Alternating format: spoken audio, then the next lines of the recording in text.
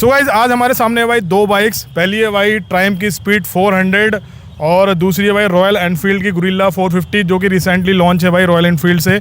और आज हम इन दोनों बाइकों का एक कंपैरिजन करने वाले हैं। इस वीडियो में भाई दोनों बाइकों के बारे में बढ़िया तरीके से बात करेंगे, डिटेल से बात करेंगे कि भाई कौन सी बाइक किसको लेनी चाहिए और कौन सी बाइक किसको नहीं लेनी चाहिए। ठीक है, तो चलिए वीडियो स्टार्ट करते हैं। Hello everyone, welcome back to my YouTube channel.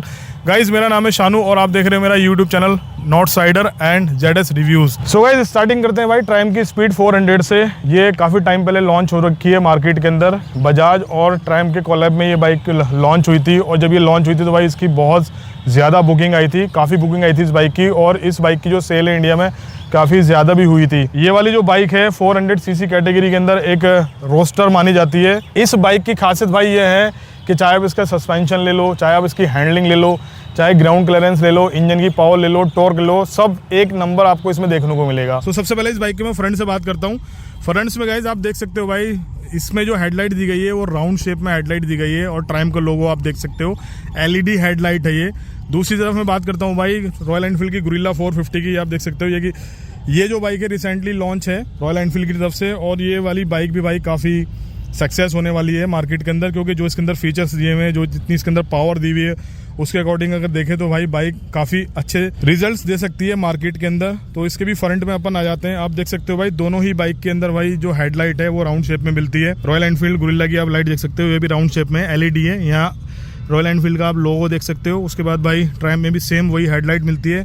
देखो हेडलाइट का कंपैरिजन करें ना हेड टू हेड तो दोनों की हेडलाइट कुछ खास नहीं है। मैंने इसको भी टेस्ट किया है, इसको भी टेस्ट किया है। एलईडी हेडलाइट जो होती है गाइज वो बिल्कुल बकवास होती है मेरी नज़र में। जो लैंप वाली लाइट होती है, बल्ब वाली लाइट होती है, उसका थ्रो काफ़ी अच्छा होता है कंपेरेटिवली। लॉन्ग ट्रैवल करते हो और लॉन्ग रूट पर जाते हो तो मुझे नहीं लगता कि भाई इसमें ऑक्सिलरी लाइट की बिना आप ट्रैवल कर पाओगे, क्योंकि दोनों ही बाइकों के अंदर जो हेडलाइट दी गई है वो एलईडी में दी गई है और लॉन्ग ट्रिप के लिए भाई ऑक्सिलरी लाइट दोनों में ही नीड पड़ती है। सो गाइस अब आ जाते हैं दोनों बाइकों के सस्पेंशन पे। स्पीड 400 के अंदर जो सस्पेंशन दिया गया है गाइस वो दिया गया है USD4 गोल्डन कलर का, जो कि है WP कंपनी का। उसके बाद भाई गुरिल्ला 450 के सस्पेंशन की बात करें तो इसमें दिया गया है टेलीस्कोपिक शोवा कंपनी का। दोनों ही सस्पेंशन अपनी जगह बहुत बढ़िया है। बाइकों के हिसाब से मतलब जो सस्पेंशन है वो अपनी अपनी जगह बहुत शानदार काम करता है। टायर सेक्शन की बात करें गाइस तो स्पीड 400 के अंदर जो फ्रंट टायर सेक्शन है वो मिल जाता है आपको 110 का। एंड गुरिल्ला 450 के टायर सेक्शन की बात करें तो इसमें मिल जाता है 120 सेक्शन का। गुरिल्ला 450 में जो टायर दिए गए हैं वो दिए गए हैं भाई सीएट कंपनी के, और स्पीड 400 में जो टायर दिए गए हैं वो दिए गए हैं भाई Apollo alpha H1। Apollo alpha H1 को सीएट से कंपेयर करें तो भाई कहीं भी स्टैंड नहीं करते अपोलो अल्फा H1 के आगे सीएट के टायर। और ये वाले जो टायर हैं अपोलो अल्फा H1 मैं यूज़ कर चुका हूँ, मतलब कि मनाली वगैरह भी ले जा चुका हूँ मैं। मेरी R3 में यही टायर लगे हुए थे भाई। इनका जो परफॉर्मेंस है वो एक नंबर है भाई, एक नंबर, बहुत बढ़िया शानदार परफॉर्मेंस देते हैं। ब्रेकिंग सिस्टम की बात करें तो भाई दोनों ही बाइकों के अंदर दिए गए हैं बाई ब्रेक ब्रेक सिस्टम। दोनों ही बाइकों के भाई ग्राउंड क्लियरेंस की बात करें तो ऑलमोस्ट सिमिलर ही ग्राउंड क्लियरेंस है। उसकी 169 है और उसकी 160 mm के आसपास ग्राउंड क्लियरेंस है। रियर टायर सेक्शन गुरिल्ला के अंदर मिल जाता है आपको 160 mm का। और अगर स्पीड 400 के टायर सेक्शन की बात करें तो रियर वाला जो टायर सेक्शन है वो मिल जाता है आपको 150 सेगमेंट का। ट्रायम्फ 400 जो है उसकी सीट हाइट मिलती है आपको 790 mm और गुरिल्ला 450 जो है उसकी सीट हाइट मिल जाती है आपको 780 mm। लेकिन गुरिल्ला 450 की जो सीट हाइट है ना गाइज मुझे नहीं लगता कि वो एक्यूरेट है। मुझे ऐसा लगता है कि यार ये 800 या 805 mm की सीट हाइट है, क्योंकि इसमें बैठने के बाद ऐसा लगता है कि बंदा बहुत ऊंचाई पे बैठा हुआ हो। वहीं भाई मैं ट्रायम्फ स्पीड 400 पे बैठा तो मेरे को भाई एक्यूरेट लगी इसकी सीट हाइट, मतलब जितनी कंपनी ने बता रखी है उतनी ही सीट हाइट मेरे को फील हुई है। दोनों ही बाइक्स में भाई आपको रियर में जो सस्पेंशन है वो मोनोशॉक देखने को मिल जाएगा। एंड रियर वाला जो सस्पेंशन है स्पीड 400 में वो WP का मिलता है, उसमें शोवा का ही दिया गया है। स्पीड 400 के अंदर जो फ्यूल टैंक मिलता है गाइस वो मिलता है आपको 13 लीटर का। एंड गुरिल्ला 450 में जो पेट्रोल टैंक मिलता है वो मिलता है आपको 11 लीटर का। कहीं ना कहीं भाई गुरिल्ला 450 के अंदर पेट्रोल टैंक जो है वो कम है, क्योंकि जिस हिसाब से बाइक की पावर है उस हिसाब से थोड़ा सा ना 13 या 14 लीटर के आसपास भी होता तो भी चल जाता, कोई दिक्कत वाली बात नहीं थी।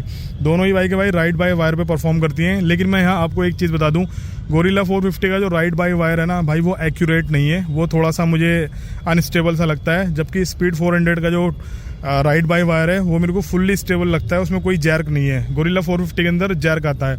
हो सकता है ये बाइक कम चली हुई है, क्योंकि 100-150 किलोमीटर भी ये बाइक चली हुई है, फर्स्ट सर्विस भी नहीं हुई।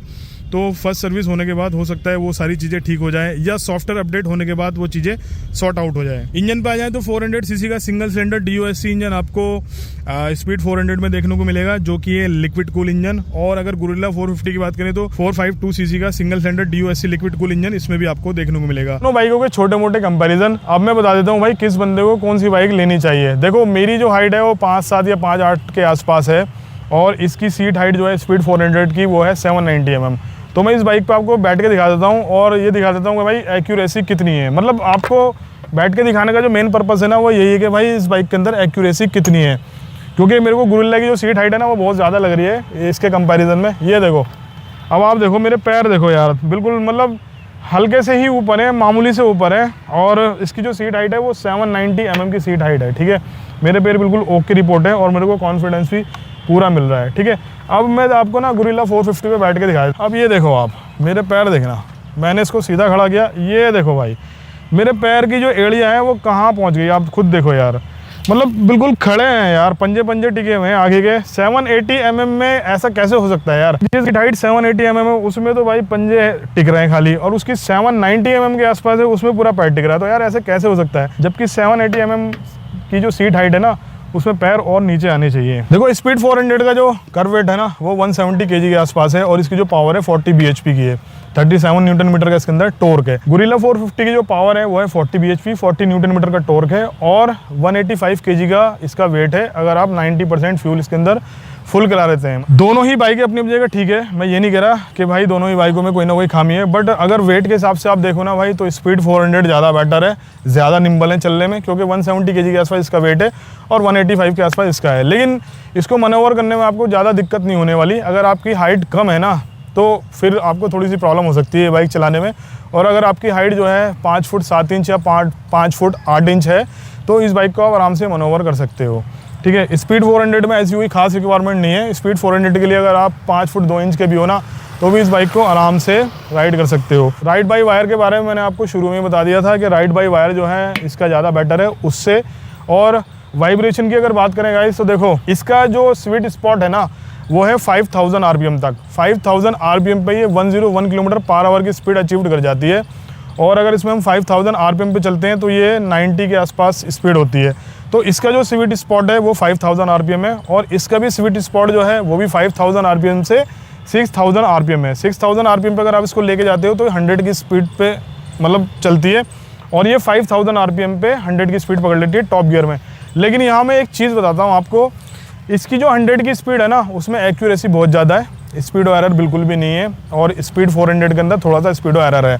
मतलब कि अगर 100 की स्पीड पे वो चल रही होगी तो वो 88 या 90 km/h के आसपास स्पीड कैलकुलेट होती है। तो वो चीज़ कहीं ना कहीं थोड़ा सा डिसअपॉइंट करती है, लेकिन इतना चल जाता है यार। इतना जापानीज़ के अंदर भी आपको एरर देखने को मिल जाएगा, बजाज के अंदर भी एरर देखने को मिल जाएगा, इवन कवासाकी के अंदर भी एरर है। रॉयल एनफील्ड की जो बाइक्स हैं इनके अंदर स्पीडो एरर ना के बराबर है, बहुत कम है। हंटर में भी नहीं था, इसमें भी नहीं है, क्लासिक में भी नहीं था, और हिमालयन के अंदर भी बिल्कुल भी नहीं है।